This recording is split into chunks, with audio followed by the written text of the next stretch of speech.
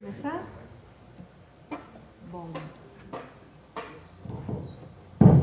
Bom dia a todos, é um prazer recebê-los aqui.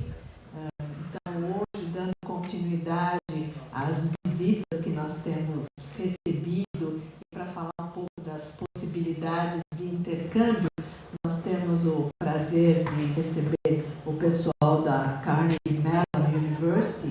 Eu vou deixar as próprias se apresentarem, conversarem com vocês, e vou vir para baixo para a gente fazer dessa oportunidade algo interativo, para que vocês também se sintam à vontade de perguntar para a Miss Kari ou para a Maria Isabel, o que vocês quiserem. So I will have you introducing yourselves, so I can go downstairs and interact with the students and have them asking questions and talking to you easily. So please, would you introduce yourself? Sure. Meu nome é Maria Isabel, eu sou do Education USA. Education USA é um órgão oficial do governo americano e a missão desse departamento, desse escritório, é para orientar as pessoas que querem estudar nos Estados Unidos.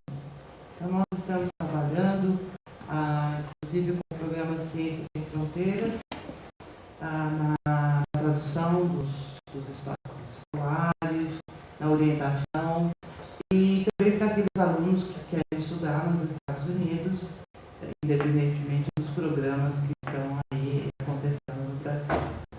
Eu vou passar então o microfone para a senhora. Is it on? Is it on? Esse é só para transmissão, tem que usar o microfone. Okay. So I have to use this one. Okay. My name is Kari Gazdich. I am the Director of Admissions with the Information Networking Institute at Carnegie Mellon University in Pittsburgh, Pennsylvania. We are part of the School of Engineering. And hi. So you have your presentation? I do, now? yes. Ok, então eu vou descer para a gente ouvir a apresentação dela. Ela vai mostrar para vocês algumas coisas da Carnegie Mellon. E depois a gente faz perguntas. So we'll then Use this. use this to ask questions. Okay, so I'm going to attempt this. You have to correct my Portuguese for me, okay? Because I speak Italian, but I don't speak Portuguese. But I'm finding there are lots of similar words. So I want to say good afternoon. Is it boa tarde? Okay. Is that good? Not good? Okay. It's fine. Okay. Does everyone speak English here? How good? Kind of good, a little bit, not so good. I will speak slow. I will try to use easier sentences and words than I would normally do to a native English-speaking audience. But if there's something you do not understand, please stop me and let me know so that I can maybe find another word for it. So I'm very happy to be here today to talk about the Information Networking Institute at Carnegie Mellon, because when students all over the world hear Carnegie Mellon University, they think, oh, School of Computer Science, right? Or School of Engineering. That's what we're known for. The Information Networking Institute is very unique because we are actually a joint partnership between the School of Computer Science, the School of Engineering, the School of Public Policy, and the School of Business. But more on that, I will start first with, let me see. Uh-oh. It's not navigating. Oh, there we go. Okay. This is a brief history of Carnegie Mellon University. I won't spend a lot of time on it because it's boring, and I'm sure you don't really care. But basically, the numbers at the bottom, we're about, right now I think we're about 12,000 students as of the start of classes about a week ago.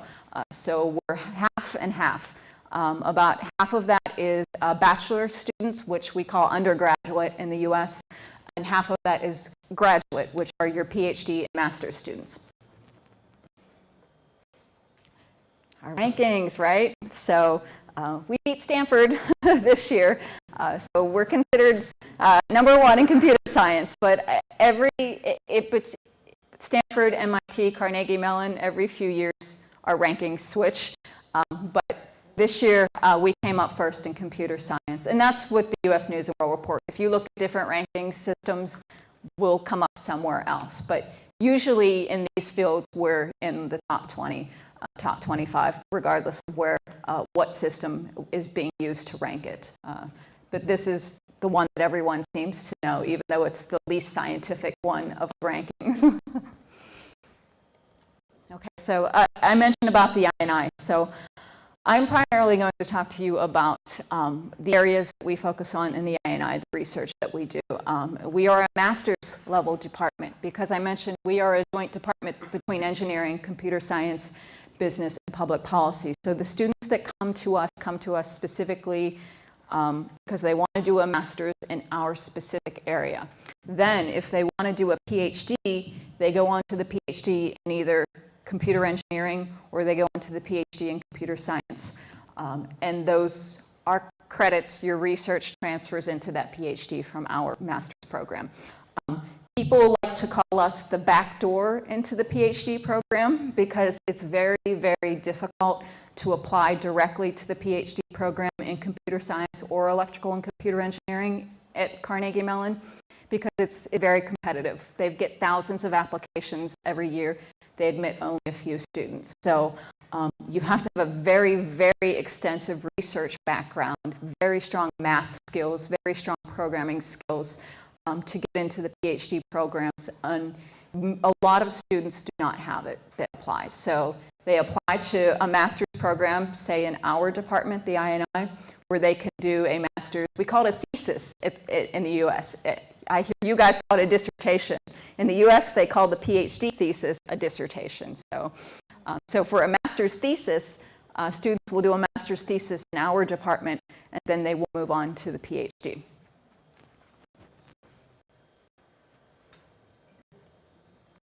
So our areas are networking, security, mobility, and software management, software engineering.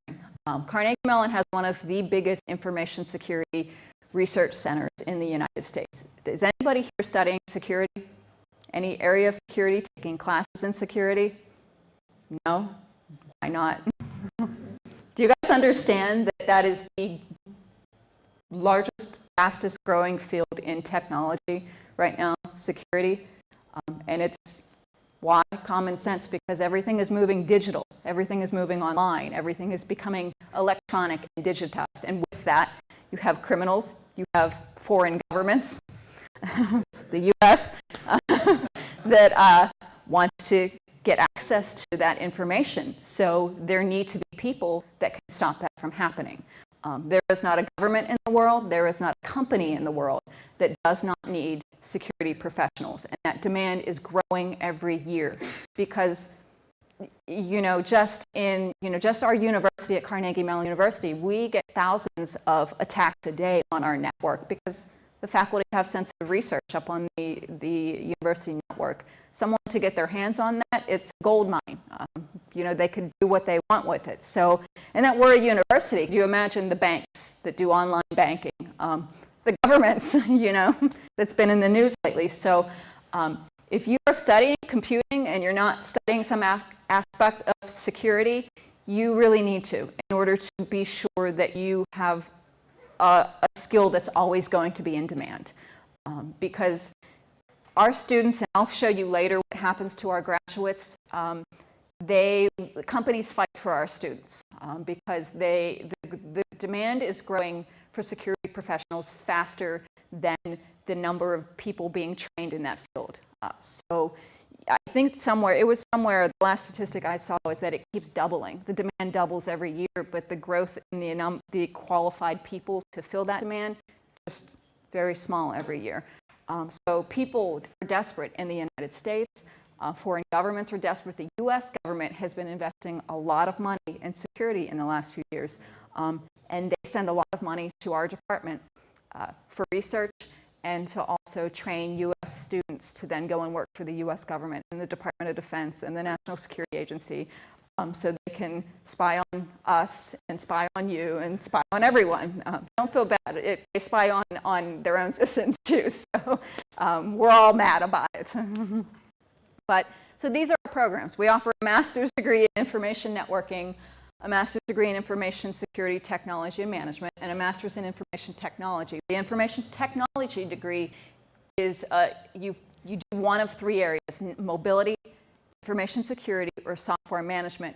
The master's of information technology actually takes place for 2 semesters in our Pittsburgh campus, and then you go out to Silicon Valley, where we have a campus. And in Silicon Valley, you will be working directly with faculty that are doing cutting-edge research in mobile sensor networks, mobile security, software engineering. In addition to, you will be doing an industry-supervised practicum. So we send out proposals, we send out a call. All the companies in Silicon Valley send us a proposal and they say, we have a problem we want your students to fix for us. The faculty go through the proposals, they pick maybe the best 15 proposals, and then students in groups of 3 spend 1 semester finding a solution, negotiating the deliverables to the company, and the company and the academic advisor give the student a grade on the end product. So this program is specifically learn by doing. Now, as I understand in Brazil, if you get a master's degree, you also have to have a dissertation. Otherwise, your degree won't be certified to work in Brazil. Is that correct? Yeah. So for someone from Brazil that wants to do the MSIT program, it might not be a good idea unless you don't plan to come back to the U.S. But we all want you to come back to Brazil. So you're probably, if you're interested, you're going to need to look at the networking or the security degree, because the information technology degree does not have a dissertation thesis component. It's a practical work experience degree. There is lots of opportunities to do the research there, but it is not part of your curriculum. So our programs are known to be very flexible. When students come to us, they come to us because a lot of master's degrees, you go in, there's a list of courses, you have to take all of them, and then you do a thesis and you graduate. We are not like that. We tell you, okay, here's a group of courses. You have to take 4 courses from this group of 10 to fulfill your core. And then you have elective courses that so you have to take these, maybe 3 elective courses, and you can take them in the School of Business, you can take them in computer science, you can take them in engineering, and you can take them in any field. So if you're interested in artificial intelligence, you take a class in artificial intelligence. If you are interested in financial management, you take a class in financial management. If you are interested in operating systems, storage systems, computer vision, machine learning, big data, you can take electives in all of those areas. And then the course option, which for you guys, if you would come, would be the thesis, or what you would call a dissertation. You choose that to be in any area. So because our degrees are in networking and security, that doesn't mean that's what you have to do your research on. We have students that come and do the degree in information networking, and they do their thesis in robotics. If you have something you want to do, and there's a faculty member that's doing that at Carnegie Mellon, you can do your thesis on it. So we don't limit you in any way. And that's why we tend to see a lot of students come into our program, because they come in and they say, I want to do this, and I want to do this, and I want to do this. And we are one of the few master's degree programs that say, okay, you can do it all, within reason. So the hardest thing that students have to figure out when they come to our program is what to do. Because you only have 16 to 20 months, and there's so much you can do that you have to be very specific and plan and make sure that you have goals, okay? So the core courses were very technical, very, very, very technical. So who programs here? Do you all program? C? Does anyone use C? If you don't program, you're probably in the wrong room. Just being honest. So the C programming language is one that is used a lot at Carnegie Mellon. We're very well known for software engineering, but at Carnegie Mellon, faculty believe that, if you're going to build software, you better know how a system is running it and why a system is running it and why a bug pops up because of how the system is running it. So the core is a systems core. You need to be able to program at a systems level. So you will take classes in distributed systems. You will take classes in embedded systems, in operating systems, and computer networks and telecom, packet switching, and computer networks, because we need to make sure you understand it all. You can't just build a program and then throw it on a system and let somebody else worry about how the system is running it. No, you are worrying about all of it. So one of our most notorious classes at Carnegie Mellon is the Introduction to Operating Systems. And in that course, you basically are required to build an operating system from a kernel. There's nothing there. You spend a whole semester with, I think, 1 or 2 other students. You have to build an operating system that's going to boot up, that's going to run something. And if you do that, you get a C in the class. So if it boots, it's a C. If it boots and does a few things, maybe a B. If it's a fully functional operating system, you get an A. So students that take that class are told not to take any other difficult classes that semester, because that is the only thing you will do all semester. Students routinely fail out of that class. It's one of the hardest classes that Carnegie Mellon offers, but it is also, I have heard from the students that go through it, it is one of the classes where they learn the most in. And because of that, the companies that hire our students know about this class. So we have companies that will say to our career director, only send me resumes for students that took operating systems, because they know the caliber that you have once you take that class. So that's just an example. But you don't have to take operating system. That's a core class, but you can choose to go the slightly easier route and go embedded systems and distributed systems. So this is only for the people that really like the operating systems and want to build operating systems. So elective courses, so Alice and Bob, right? Computer science, Alice and Bob. If you notice, Alice is taking a lot of management and finance classes. So this is indicating that Alice probably wants to go into a technology management consulting role. She wants to work maybe for Ernst & Young or Deloitte and Touche. She doesn't want to sit and build systems, build software. She wants to be a management IT consultant. And she can do that in our program. Bob, on the other hand, he doesn't want to be a manager. He's a coder. He likes to program. He takes all of the more technical classes. You can do that too in our program. These are only 2 examples. I could show you hundreds of different combinations of courses that students take, because there are so many areas of computer science and engineering and business that happen at Carnegie Mellon. And we're very interdisciplinary in our teaching and in our classes. So we encourage students to go into other areas to make you a very well-rounded individual. So the graduate project is either a full thesis, a practicum, an internship, or a course option. So for students from Brazil who really need to have a thesis, that would be the option. But students in our program do not have to do a thesis. They can design a specialization. So they can say, I want to take these 5 courses in large storage systems, and then I will graduate with a degree in information networking, specializing in storage systems.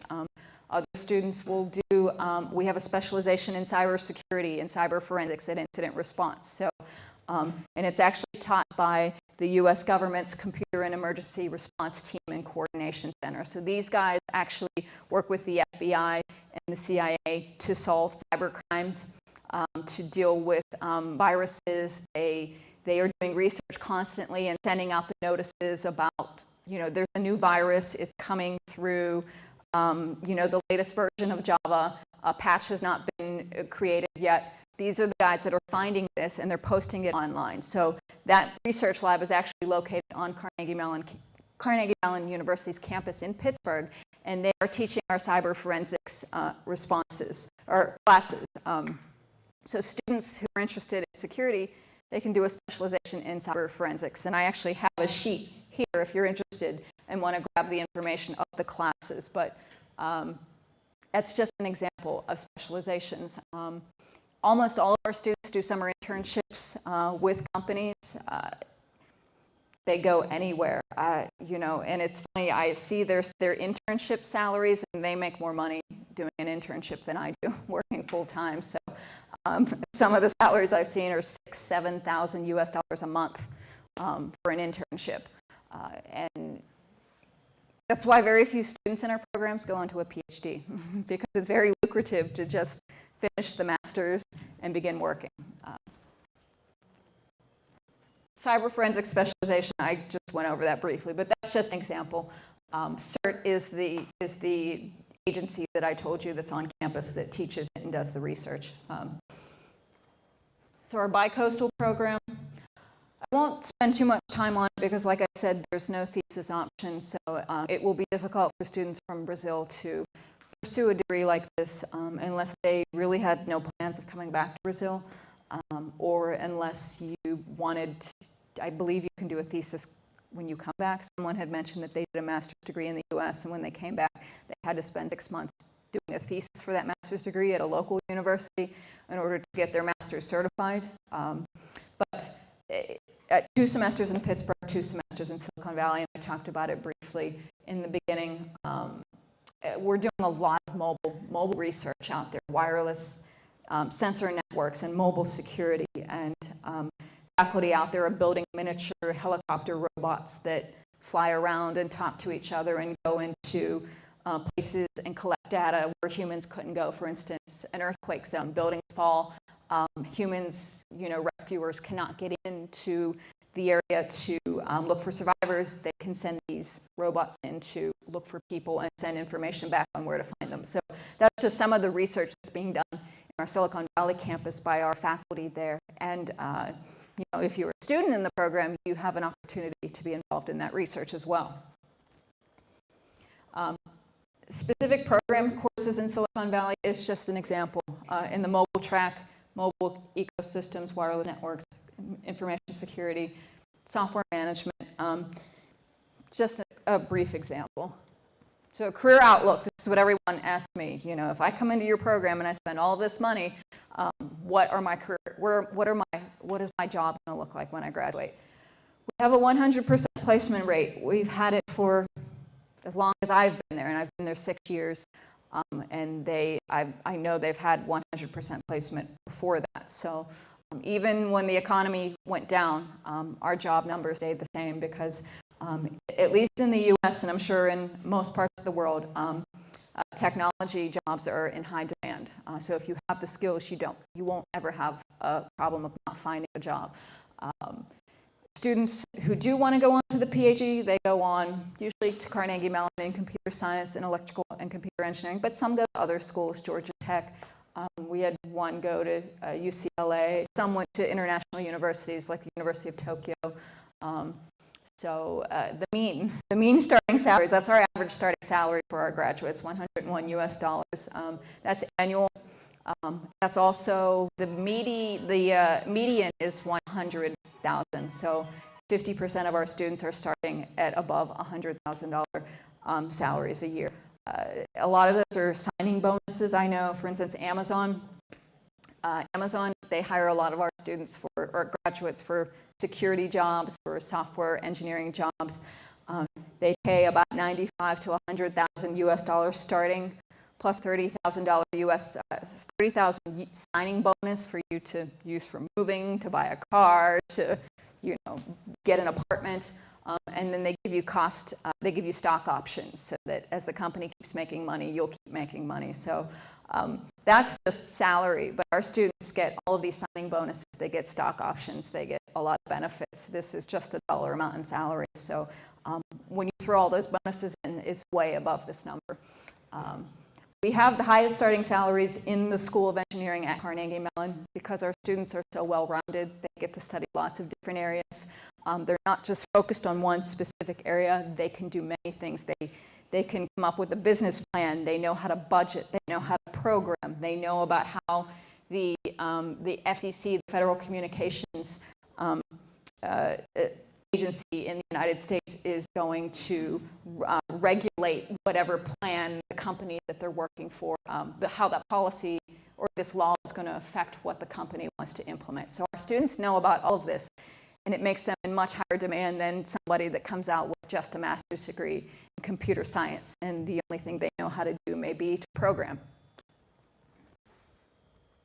These are examples of job titles, and they're just examples. The list is very long because, you know, our students do any number of things depending on what you're interested in, depending on the classes that you take, depending on the research that you do. So this is just an example of the classes. Scholarships, that's the most important thing. So our tuition per semester is $20,000 US. So if you do 16 months, if you graduate in 16 months, you're looking at $60,000 for a master's degree. It's very expensive, but a lot of our students start out at double that amount when they graduate. So it's more of an investment. You invest that money and you get it back immediately. But in the U.S. and specifically at Carnegie Mellon, there are very few opportunities for financial support for a master's degree. So if you're looking to do a master's degree, most schools are not going to give you any money at all. In our department, we give partial tuition scholarships up to about 50%. So it may be possible to get $30,000 in scholarships, but you still have to find a way to cover the remaining $30,000 from outside of the university, because we do not give full scholarships. We give them as tuition discounts. So the teaching and research assistantship positions at Carnegie Mellon, they do not provide tuition support at the master's level, only at the PhD level. It is possible for I&I students to get these positions. Many of our students do get them. They provide you with a living stipend, and it's usually about $5,000 per semester, which is more than enough to live on in Pittsburgh. Pittsburgh is very affordable. You know, if you would be in Washington, D.C., you would need twice the amount of money in Washington, D.C. that you would need in Pittsburgh. So it's possible to get a living stipend and have enough money to live on. But scholarship, tuition support, there's not a whole lot of it. It's partial. And we award it based on need and based on the strength of your application. And we base it on what we want. So if we really want you, we'll give you more money. So for example, 85% of the students in our department are international. We bring in about 120 students a year. So every year we have about approximately 250 students in the I&I, first year and second year students. Most of those students are from China and India. And then the US is the third highest number. And then we have small amounts of students from other countries. For instance, this year we have 2 students from Panama, we have a student from Argentina, we have a student from Colombia, we have 2 students from Saudi Arabia, 1 from Japan, 1 from Germany, so they come from all over. And so our priority is to have as much diversity in our class as possible. So we don't have any students from Brazil in our department yet. So that means if you apply and you're admitted, we probably want you. So you're probably going to get more financial support than the average person that applies, because, you know, financial tuition scholarships in any school are used as a recruitment tool, as a way to get someone to enroll. And schools use it for the students that they really want. And so you're either very good or you fulfill an underrepresented group.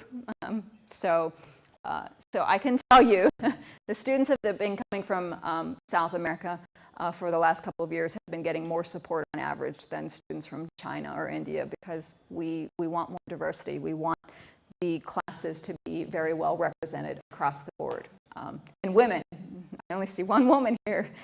Women always get more financial support because, look, there's one woman and it's a very male-dominated field.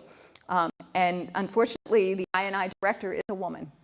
So her priority is to get more women in the program. So she likes to give more aid to females. And because of that, our enrollment for women is about 25%, which is somewhat high for an engineering program. But we do have a full scholarship for women. So, so we do give one full scholarship, and we give it annually to a woman. So, and I have information for that as well. Admission requirements. So as I said, as I was asking you who programs, C and C++, you must know it, and you must know it very well. That's probably the number one reason we reject applicants is because they do not know C, or they only took a semester of C and maybe did some homework with C, and so they claim on their application that they know C, and they really don't know C and not at the level that we need you to know it. So C and C++ are required. 3.0 on a 4 scale, so that, is it a 10 scale here, 1 to 10? The grading scale, so I think it's about a 7.5 that you guys would need, maybe a 7 would be the equivalent to a 3. And then completion of courses in data structures, algorithms, probability theory. So it's a very technical program. Even though you can do business and management and policy, you still have to take very advanced technical courses to graduate. TOEFL scores, GRE scores, I say GRE and everybody's like, is there any way we can waive it? No, we don't waive it. We don't waive it for anyone. So we look at your math score. The verbal is, don't worry a whole lot about the verbal because you're engineers. We don't care if you know the difference between this rare word that no one uses and this word. When I took the GRE, there were words in it I'd never seen in my life before and that I've never seen since. And I'm a native English speaker, so I had to study very hard for the GRE. But for engineering majors, we don't place a lot of weight on the verbal score. What we want to see is your math score. How well do you know advanced mathematical concepts? And also, to a little bit lesser extent, your writing score, because we want to see how well you can write in English in an analytical mind frame, because if you're doing a master's degree, you're going to be doing a lot of writing, and you're going to be doing a lot of writing in English. So we need to be sure you're coming in with a good understanding. Admission requirements for the MSIT are just a little bit less because, as I said, this is more of a high-level learn by doing. You don't get into systems work in this program. You can as an elective if you want to, but it's not required. So therefore, you don't have to know C, but we recommend that you know it because it will allow you to take other courses. Relevant 2 years of work experience is strongly recommended simply because you're in Silicon Valley. You're working with companies, and it's helpful if you already are familiar with that environment coming in because it may be a very large learning curve for you to learn how things work in industry if you're coming straight from an academic environment. However, we admit students every year that are coming straight from their bachelor's program, so that doesn't mean that you won't be admitted. It's just that we like to see students with work experience that apply to this program. So our application deadline is February 1st. We do not do rolling admissions. We do not do spring, which would be January for us admissions. All admissions are for August, and that's the program starts in August. If you graduate in 16 months, you will end in December of the following year. 20 months, you'll end in May of the following year. So this is my contact information. Questions, I can answer questions about pretty much anything at Carnegie Mellon. Thank you. You're welcome. Todas as apresentações das universidades estão sendo transmitidas ao vivo para os nossos campos de Limeira e Piracicaba e vão ficar na nossa página da VRERE. Então, todos vocês podem ter acesso à apresentação da Kari, podem ver os endereços e os e-mails. Mas ela está aqui agora para interagir com vocês. Perguntas, comentários, questões. Quem gostaria de perguntar algo para a Kari, pode vir aqui para o microfone ou levantar a mão, a gente leva até vocês. No. They are inhibited. Quiet bunch. O primeiro brasileiro na Carnegie Mellon. Vamos ver. Quem que vai ser o primeiro brasileiro? Pessoal, perguntas, aproveitem o momento. Ninguém gostou dos salários do Código? Não. Ou da ideia de ir para o Silicon Valley? The last university I went to, they had all kinds of questions. They asked me a lot of good questions too. We have a problem because the students from the engineering and computing science, I don't know, they may have some tests or something. Okay. So most of the people here are from other areas. Oh, what areas? Yeah. From mechanical engineering. Yeah, see. At Carnegie Mellon, everything is done at the department level.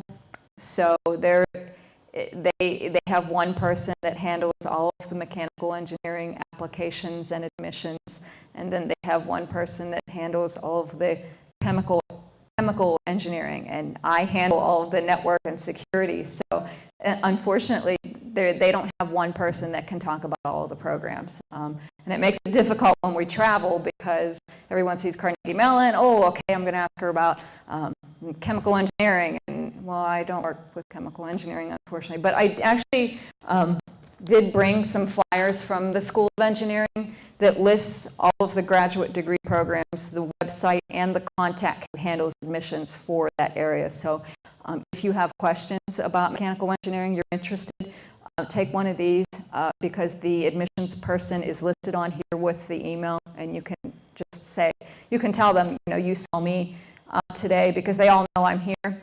That's why I have these. And so they will typically expect to get questions from students that I meet in my travels. So. Do you have one of those for the economics course? No, because that's in the School of Business, and the School of Business is in a world of their own. The Tepper School of Business, they almost operate as a separate university. They do everything on their own. So yeah, unfortunately, they're not very integrated with. We have some relationship where we can take classes with them, but I know no one over there. Their students, everything that they do, all their activities, it's all for them. So unfortunately, no, I don't.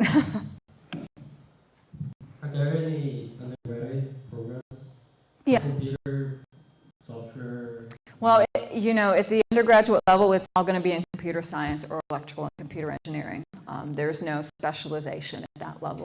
You may be able to take classes in software engineering, but it's going to be a very general bachelor's degree in computer science or a bachelor's degree in computer engineering. You start to specialize when you get to the master's level, when you do a master's in software engineering or a master's in security or a master's in human-computer interaction. But at the bachelor's level, it's very general areas, computer science or computer engineering. So I have some flyers for the undergraduate admissions. If you're looking to do like an exchange program, that's probably, I don't have information on that. I'm still trying to find out who does that at the university because I asked the admissions office, that's the only central office in the whole university is the bachelor's admissions office.